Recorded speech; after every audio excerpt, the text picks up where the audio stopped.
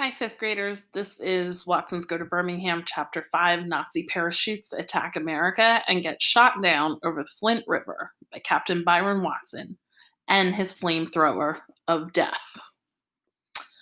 Byron got caught lighting matches again, and it looked like this time Mama was going to do what she always said she would. That's when Joetta turned on the tears and cried and begged so much that Mama let him off. She swore to him, though, that the next time he got caught starting fires, that she was going to burn him. She told us that same sad story about how she was a little girl, her house caught fire, and for 2 years after that, she and her brothers had to wear clothes that smelled like smoke. Even though the story made Mama and Joey get all sad and sobby, it was kind of funny to me and Vi. We'd heard it so many times that Byron even gave it a name. He called it Mama's Smokey the Bear story. I won't have you putting this family in danger just once more, Byron Watson. One more time and you're burned. Then, to show Byron how serious she was, Mama raised her right hand and said, I swear that with God as my witness. By got put on punishment for a month, and even before a week was gone, he started up again. I was in the bedroom looking at comic books when I heard Byron go into the bathroom and lock the door. I knew something was up, since he only locked the door when he had something to hide. I sneaked to the bathroom door and peeked through the keyhole. By was pretending he was making a movie called Nazi Parachutes Attack America and Get Shot Down Over the Flint River by Captain Byron Watson and his flamethrower of death. I could see that he'd made a bunch of little toilet paper parachutes, and when he yelled action, he set one of them on fire and dropped it in over the toilet. The guy in the Nazi parachute screamed as he floated down in flames and landed in the water with a loud hiss. Before the parachutist was dead, Byron would flush the toilet and the Nazi would go down the drain going, glub, glub, glub.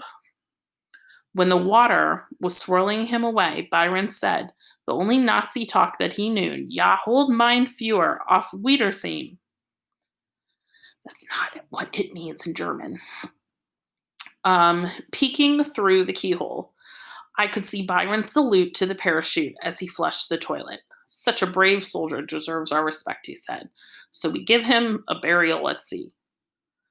The toilet stopped glugging, and Byron said, not bad, but let's have a little more screaming on the way down. And how about having the flamethrower of death turned up a little bit?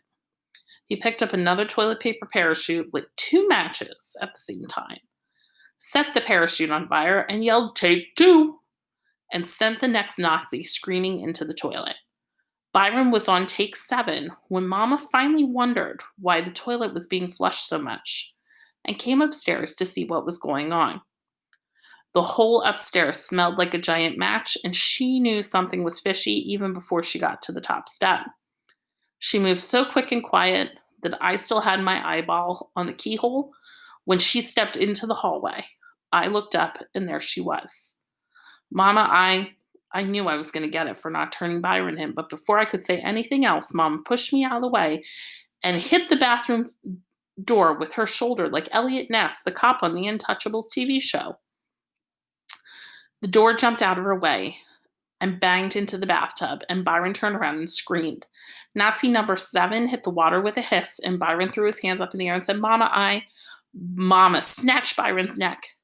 And stopping just to pick up the matches that Byron had dropped, she dragged him all the way down the stairs. I could see that Mama had forgotten all about me, so I followed right behind. As they went down, By's feet touched the steps only 1 or 2 at a time. He looked like one of those ballerinas that dance just on the tips of their toes.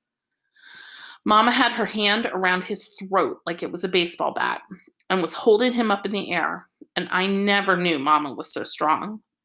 They danced into the living room, and Joey started looking nervous. She ran over and huddled up next to me.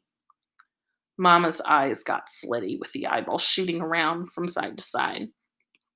It was almost too scary to watch, but I kept looking since I knew there was going to be some real big action this time. Joey grabbed a hold of my arm and said, what's going on? What'd he do? She was starting to get jumpy because she'd never seen Mama so mad either. I felt kind of sorry for Byron because Mama didn't let go of his neck, and even though he was a lot older, we could tell he was just as scared as me and Joetta. He kept pretending he was daddy cool, though. And the only way you could tell he was scared to death was by looking at his eyes. Mama kept her hand on Byron's neck and pushed him down on the couch and stood right in front of him. She opened the hand that had been choking him and looked at the matches she picked up off the bathroom floor. And hadn't been choking him, and looked at the matches she picked up off the bathroom floor. While the one hand had been strangling Byron, the other hand had been strangling the matches. The matches were soaking wet because whenever Mama got scared or nervous or mad, her hands got real sweaty and disgusting. Mama's voice got strange, hissing like a snake. Joetta, go out to the kitchen and bring me a book of matches.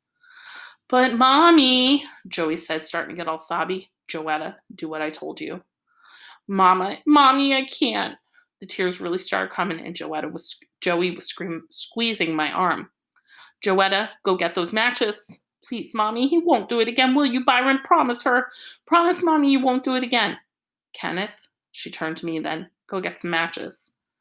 This is what I was afraid of. If I didn't go get the matches, I was going to be in worse trouble than I already was in with Mama. If I did go get the matches, I knew Byron would kill me the second he got back from the hospital. Mama, move, young man. Mama, wait a minute. I can't move. Joey's got me by the arm, and if I move, Mama pointed her finger at Byron and said, don't you move a muscle.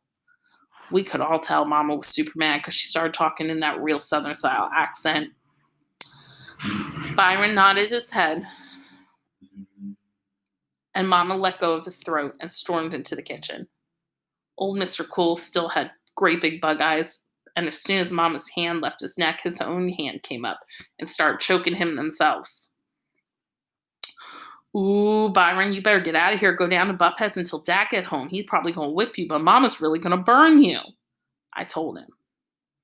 Please, Byron, run. Get out of here. Joey let go of my arm and ran over to Byron and tried to pull his fingers from around his throat. Can't you tell she's not playing? Joey kept pulling at his hand, but it looked like Byron was hypnotized and he wouldn't move. We all nearly jumped through the roof when the snake woman's voice came back in the room and said, Joetta, move away from him. Mama was carrying a piece of paper towel, a jar of Vaseline, and a Band-Aid in one hand, and a fresh, dry book of matches in the other. She wasn't even going to take him to the hospital. She was going to set him on fire and then patch him up right at home. Joetta saw the Vaseline and went crazy. No, Mommy, let Daddy whip him, please, please, please. Joey began pulling her braids and stamping her feet up and down. Please don't set him on fire. Her face was all wet and twisted up, and she looked like a real nut. It was hard to do, but I kind of felt sorry for Byron, though not too sorry because I knew he deserved whatever happened. First, because he had a chance to escape and didn't take it, and second, because he was being a bad influence on me. Nazi parachutes attack America and get shot down over the Flint River by Captain Byron Watson and his flamethrower of death looked like a real cool movie for me to make too. If Mama just gave Byron some stupid punishment, then maybe it would be worth it for me to flush some Nazis down the drain myself. But if you get set on fire for doing it, the movie wasn't worth making. So while I felt sorry for Byron because of what was going to happen to him, I did want to see if Mama would keep her word. And I always wondered what part of him she burned. His face, his hair. Maybe she'd just scare him by setting his clothes on fire while he was in them. But if she was just going to set his clothes on fire, why did she need Vaseline? I knew Mama was going for skin. Joetta, move away. Mama's voice still sounded strange. Joey spread her arms out to the sides like a traffic cop and stood between Mama and Byron. No, Mommy, wait. Mama set Joey to the side, but Joetta kept hopping back up with her arms spread to protect Daddy Cool. They wrestled like this a couple of times before Mama finally set all the burning equipment down, sat on the coffee table, and pulled Joey into her lap. She wiped Joey's stupid tears away with a paper towel as she rocked her back and forth a couple times, going, shh, honey, shh. When Joey finally stopped crying and blew her nose, Mama said, sweetheart, I'm so proud of you. I know you're trying to protect your brother, and that's a good thing. And I know you don't want to see him get hurt, right? Joey sniffed and said, no, Mommy. But honey, some of the time Mama has to do things she doesn't want to do. Now, do you really think I want to hurt Byron, do you? Joey had to think about this. The matches and the first aid stuff and the crazy look Mama had in her eyes made it seem like hurting Byron was exactly what Mama wanted to do. After Joey didn't say anything, Mama had to answer the question herself. No, dear, Mama doesn't want to hurt Byron. But I don't want to see you going to school smelling like smoke either. And I don't want to see you or Kenneth or Daddy or Blackie or Tiger or Flipper or Flapper get burned up either. And if that boy, Mama's voice got strange again, and we all looked over at Byron, who was still being held on the couch by his own hands. If that boy sets this house on fire with his nonsense, I don't know what I'm going to do. Mama's real voice was coming back. So, Joetta, don't you see how Mama has to help Byron understand how dangerous and painful fire can be? Don't you see we've tried everything and nothing seems to get through that rock head of his? Joetta thought about her stupid cat and goldfish getting burned up and looked kind of hard over at Byron. But look at him, Mommy. He's really, really scared this time. Maybe he won't. Joetta, he's not that scared yet. Then Mama dropped the bomb on Joey. Besides, don't you remember, sweetheart? Don't you remember when this happened last week? I swore to God that if Byron did it again, I would burn him. What do you think? Do you think I should break my word to God? Joey was at the age when you're real religious. She went to Sunday school 3 days a week. Huh, honey? Should I break my word to God? No, Mommy, Joey said. Then she scrunched up her face like she was eating something sour and cried out, since you promised, I guess you gotta do it. She took a giant breath and sobbed, go ahead, burn him up. Joey climbed off Mama's lap, and Byron's eyes got bigger and bigger, but his traitor hands kept him pinned to the couch. But please, Mommy, don't burn him too bad, okay? Please, please. Joey was starting up again. Don't worry, sweetheart. I won't. I'm just going to burn his fingers enough that he won't be tempted by fire ever again. Those were like magic words. They snapped Byron right out of the spell Mama put him in. It was like his hand said fingers. Did she say she was going to burn somebody's fingers? Because when they found out it was going to be them that were going to get burned, they let go of Byron's throat and joined the rest of his body and decided to wait at butt heads until Dad got home. Byron was fast, but Mama was faster. He didn't even make it out of the living room before Mama tackled him.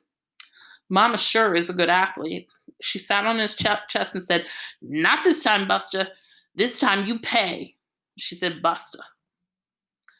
Byron squirmed around for a second and then did something I'd only seen him a couple of times before. He started crying.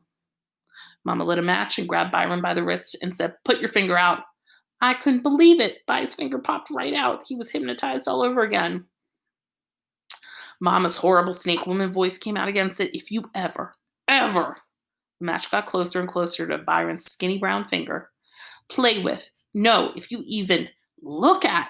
Byron's hand was shaking and he was crying like a big baby, but his finger was still stayed out.